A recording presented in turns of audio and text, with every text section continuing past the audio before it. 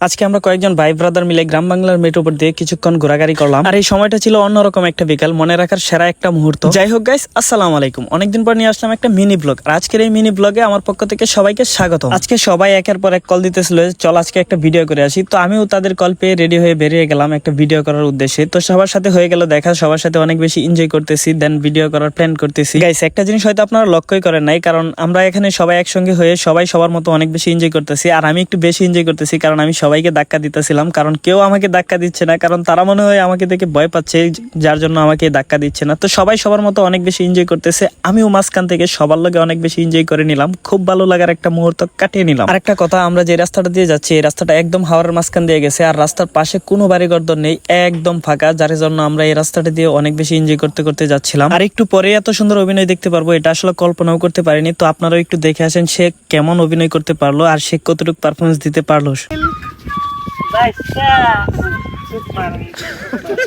তুমি যাবা কইছলা এইবা কইলে বাইরেলি। তো যাই হোক, আজকের এই মিনি ব্লগ এই পর্যন্তই। আপনাদের কাছে মিনি ব্লগটি কেমন লাগছে আর পরবর্তীতে আপনারা কি ধরনের ভিডিও চান অবশ্যই কমেন্ট বক্সে মতামত রেখে যান। সবাইকে ধন্যবাদ।